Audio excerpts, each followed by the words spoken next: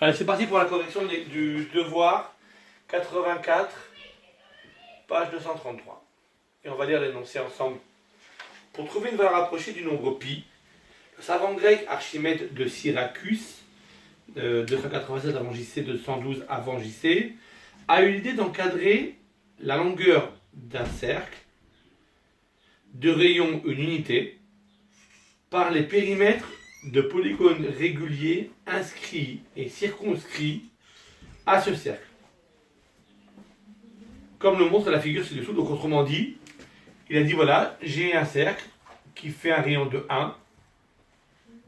Et pour calculer le périmètre de ce cercle-là, je vais prendre des polygones inscrits, donc à l'intérieur, systématiquement, et circonscrits à l'extérieur.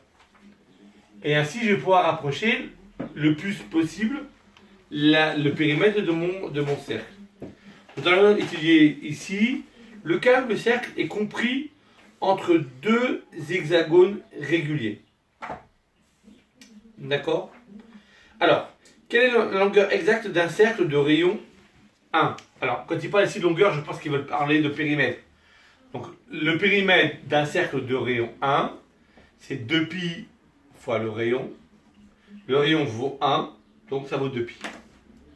Voilà. Il est en train de nous dire, voilà comment on va commencer à parler. Comment on va commencer à introduire le chiffre pi, le nombre pi. Petit 2. Petit a, je change de stylo, on voit pas très bien. Petit a. On vous dit, étude de l'hexagone inscrit A, O, B. L'hexagone A, O, B. Alors, l'angle AOB. Alors, on a ici, on a un cercle, on a A, on a B, et ici, on a O. Donc, on va chercher l'angle qui est là, ici. Alors, quelle est la mesure de l'angle AOB? Alors, on a un hexagone, d'accord? Donc, un hexagone régulier, c'est une figure géométrique qui a 6 côtés. 1, 2, 3, 4, 5, 6. Donc comme il est régulier, tous les morceaux qui partent du centre, ils divisent l'hexagone en un angle identique. Donc comme dans un cercle, un tour de cercle c'est 2pi. Si je divise par 6, donc l'angle AOB vaudra pi sur 3. Petit b. En déduire la nature du triangle AOB.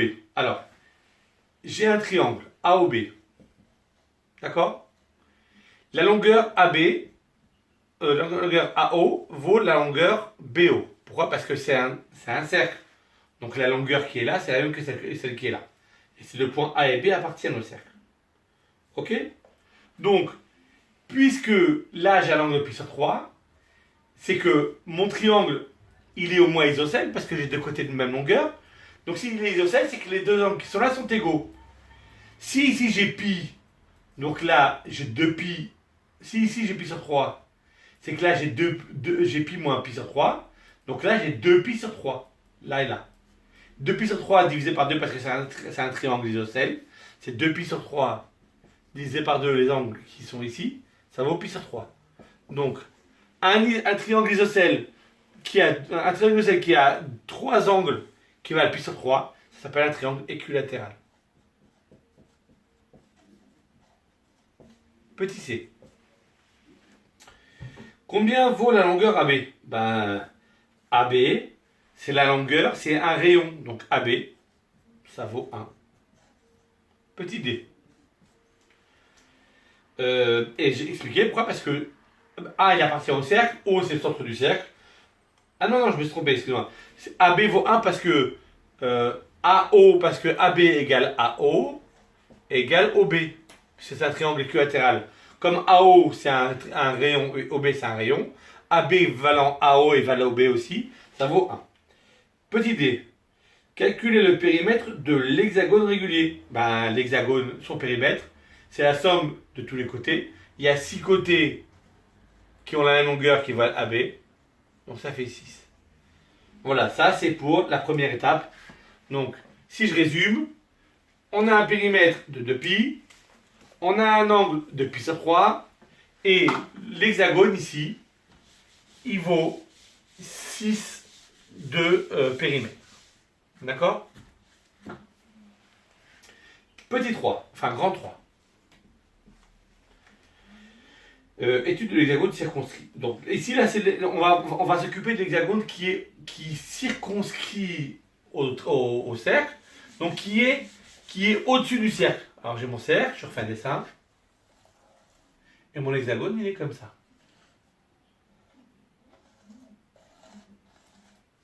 Il est à l'intérieur, il est à l'extérieur.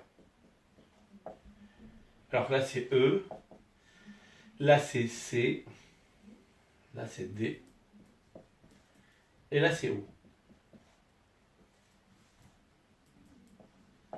Et on y va, première question. D est le milieu du segment EC. D'accord? D c'est le milieu de EC. Combien vaut la longueur OD? Et expliquer. Alors, la longueur OE est égale à la longueur OC. Pourquoi? Puisque j'ai un hexagone régulier, toutes les longueurs qui partent du centre sont valent la même chose. Donc j'ai mon triangle OEC qui est isocèle. Et dans un triangle isocèle, la droite qui passe par le sommet du côté, le sommet du triangle isocèle, donc qui est face au côté qui n'est peut-être pas isocèle, on ne sait pas, mais ces deux longueurs étant égales, cette droite-là s'appelle la médiatrice. Et elle est perpendiculaire ici. D'accord? Elle est perpendiculaire. Maintenant, combien vaut la longueur OD? Bah, OD, puisque D il est sur le cercle, il faut d'abord prouver que D est sur le cercle. Mais normalement, ici, d'après ce qu'on voit sur la figure, c'est que OD vaut 1. D'accord? Alors, OD vaut 1. Pourquoi? Parce qu'on a pris EC tangente au cercle. Et si elle est tangente au cercle, ça veut dire que la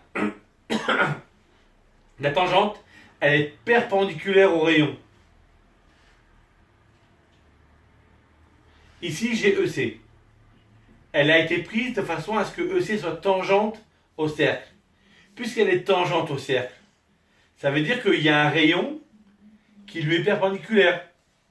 Une tangente, par définition, ont toujours un rayon qui leur est perpendiculaire.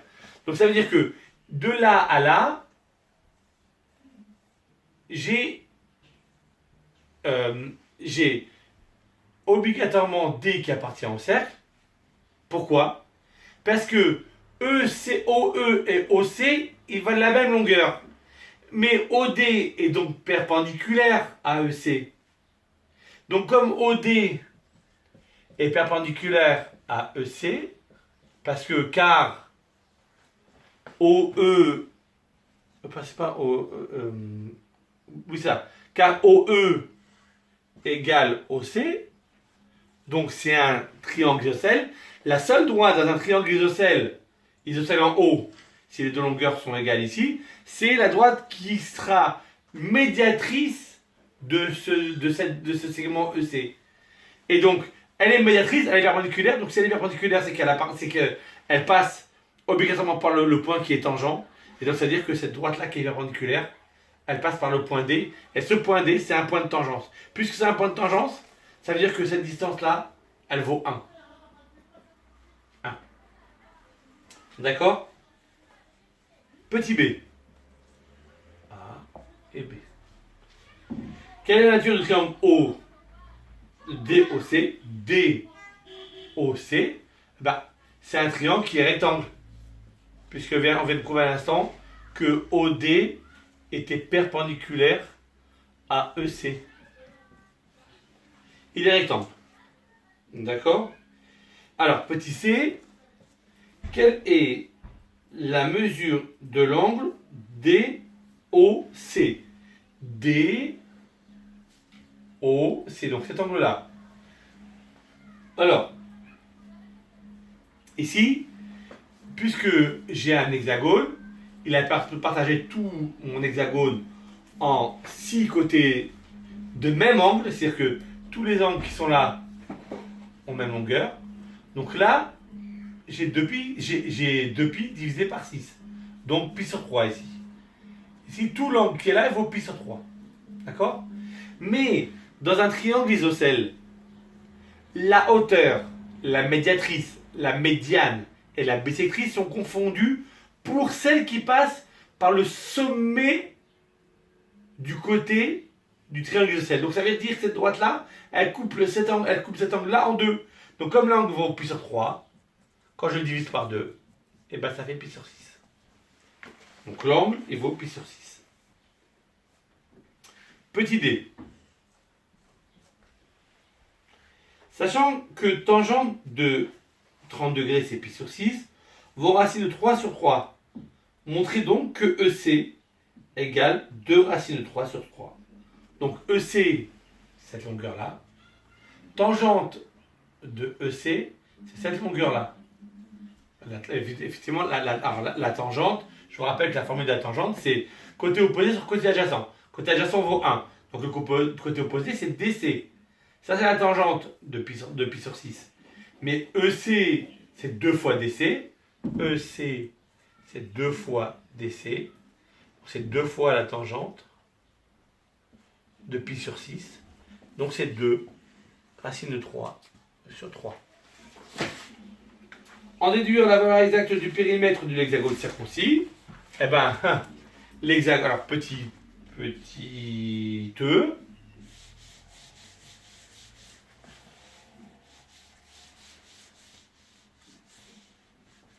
un côté petit e, un côté vaut 2 racines de 3 sur 3, donc 6 côtés vaut 6 fois 2 racines de 3 sur 3, ça vaut donc 4 racines de 3. Et voilà. Alors on passe à la suite. Donc on a vu dans le premier exercice que la valeur du périmètre de l'hexagone valait 6. Deuxième exercice, il vaut 2 racines de 3 sur 3. 4. Petit a. Déduire des questions précédentes un encadrement du nombre pi. Donc, on a vu que le cercle, il valait 2 pi. Mais que le cercle était compris entre l'hexagone inscrit et l'hexagone circonscrit. 6 et l'autre, 4 racines de 3. Mais on avait dit que le périmètre c'était 2 pi. Donc 2 pi est compris entre 6 et 4 racines de 3. Donc pi est 2 fois moins grand, est compris entre 3 et 2 racines de 3. Voilà, voilà.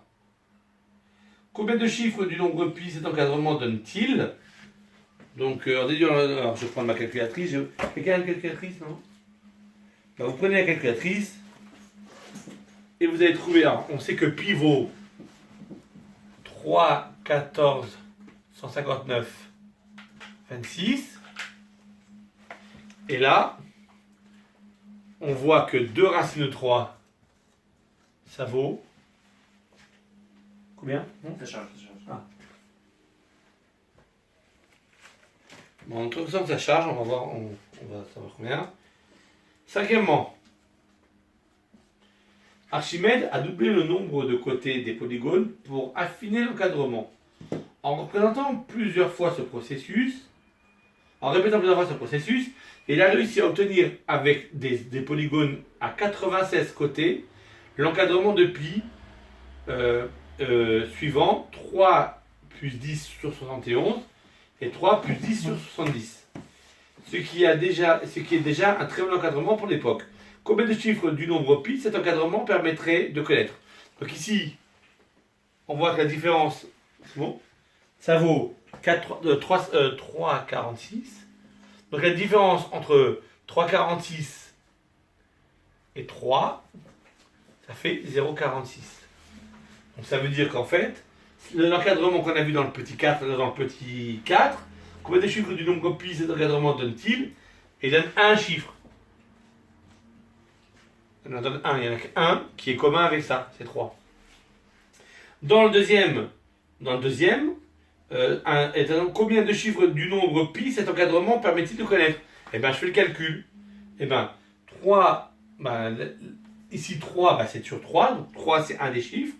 Et ensuite, il faut voir entre 10 sur 71, ça vaut 10 divisé par 71, ça vaut 10 divisé par 71, ça vaut 0,14.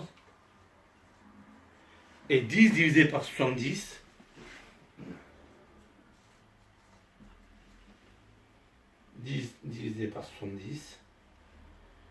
ça vaut 0,142.